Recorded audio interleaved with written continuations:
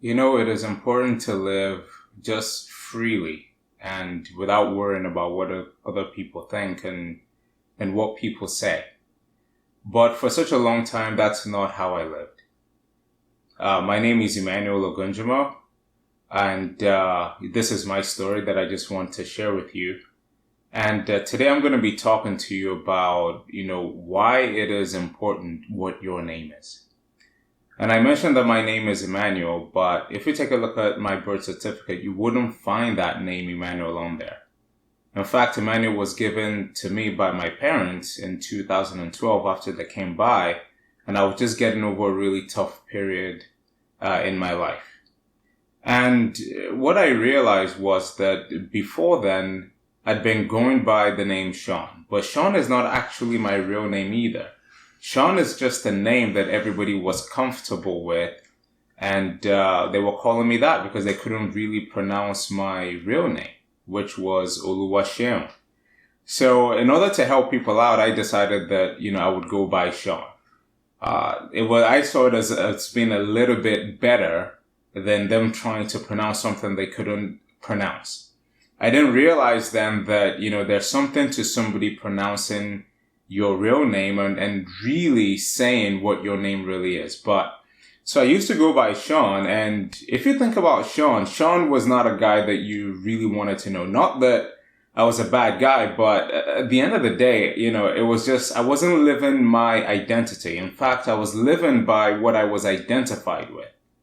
I wasn't living in freedom. I was trying to please everybody. I was a people pleaser. I had a fear of disappointment. I had fear of failure. I also had a fear of actually being successful, which was interesting. And so I found myself working harder and harder and harder, but I really wasn't feeling any kind of an inner peace. Again, I was living the life that other people thought I should live.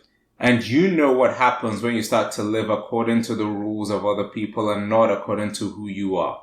You're a little bit of an imposter is what actually tends to happen. So I was a bit of an imposter. And I was living, again, not my identity, but what and the name I was identified with.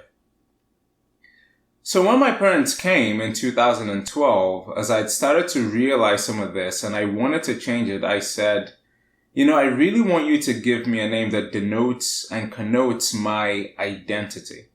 And so they came up with Emmanuel, which happens to be my grandfather's name. Now, if you don't know what Emmanuel means, it means God with us. And that to me was a really strong name.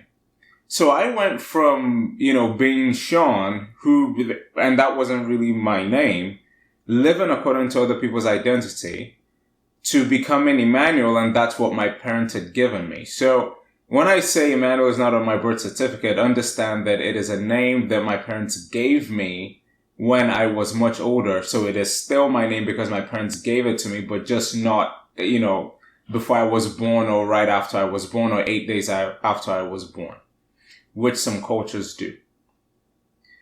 It's interesting when I take a look at this story, because when I take a look at some books that I love to read, right, and one of them is the Bible, you'll find out that a lot of people had name changes. For example, Jacob, which means supplanter and swindler, was changed to Israel, which means prince with God, denoting such a better identity. He went from Jacob, again, meaning swindler, supplanter, and he behaved that way, to Israel, which means prince with God. Again, in the Bible, you see that you have a guy called Simon, who was kind of wild, and when Jesus first saw him, he was called Peter. In fact, they called him Cephas, which means stone.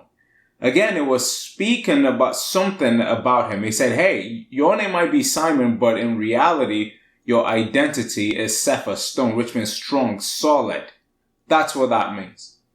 Likewise, I went from Sean, right, to Emmanuel. I went from being somebody that was just about people pleasing, living a life that I felt that others wanted me to live, really being controlled by other people's thoughts about me, to being Emmanuel, really knowing my identity. And that is who I am today. And I don't know about you, but, in life, people will tend to call you all sorts of different things. In fact, Jesus went through the same thing. They called him Beelzebub, which means Lord of the Flies, which means the prince of the demons. They called him a glutton, right? So like he liked to eat too much food, and a winebibber as well, like he was a drunkard. They called him all sorts of different names. And you may have experienced or maybe experiencing the same thing, which is people will call you a certain name. Based on who they are and what they see of you, they will call you names, and it is your job to make sure that you don't let the name that people have given you become your identity. Because if it becomes your identity, then you're really not in control. You've given your power to those people. And it doesn't matter who that person is, right? Sometimes it's your parents. Maybe they called you foolish, stupid, or whatever it is. And sometimes you think, maybe that's who I am. Maybe somebody said that you were slow. I remember Les Brown, if you know him, they used to call him DT, the dumb twin, right? If you've ever heard Les Brown. Until he met a guy, Mr. Washington, who told him that, you should never allow what somebody else thinks of you or says of you become your reality. And that's what I want to encourage you today. Never allow what anybody has called you or what you have done determine what your identity is, because your identity is so important. Now, if you want to know what name you should have, then, you should turn to your creator, because guess what? Your creator is the one that knows you the most, right? Everybody else is just experiencing you, but your creator is the one that knows your capabilities and knows you the most. And he said some interesting things that I want to share with you.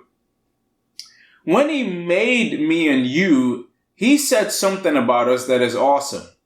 He made us in his own image, and he's a ruler, so we were made in that image, so that means we're rulers too. And if we take a look in the Bible, it doesn't just call us, his children, but we need to go a little bit further than that. There are 4 things that I really want to briefly mention, then I'll end this, just because I've rambled on for a little while here. But, the 4 things are this. The Bible tells us this, that we are a member of a royal priesthood and a holy nation. And that's 4 things. We're royalty, we're part of a priesthood, we're holy, and then we're part of a nation. And maybe you don't understand what that means, but I'm going to share some of that with you today. What would happen if you actually thought of yourself as royalty? When you look in the mirror, do you see somebody who's made a bunch of mistakes, or do you see yourself as a king and a queen or a princess? How would your attitude change if you saw yourself as that way? What are the things that you're allowing to control your life right now that maybe you shouldn't allow to control your life? If you saw yourself as a king and that you have dominion or rulership over a lot of things, what things would you not accept? So how do you see yourself?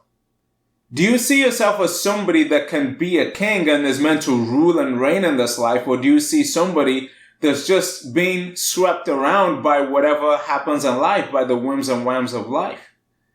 See, you need to see yourself as royalty because your creator created you to be royalty. He also called you a priest. Now, if you don't understand it, in the olden days, the priests were the ones that used to serve people. In fact, the people will come and they will make sacrifices to God. And it was the priest that had to help them do it. They were their connection to God. Now, since we say God is love, that means they're their connection to love. And what is love? It's selfless sacrifice to serve and meet the needs of other people. Are you that connection to people? Are you serving people? When they see you, do they see you as a connection to love or to God? Are you adding value to their lives?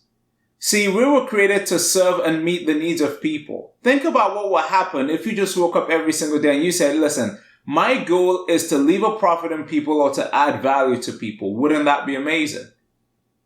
Now, the third thing is that you're holy. Now, everybody thinks, oh my gosh, holy, that means I've done nothing wrong. No, the word holy simply means that you're set apart.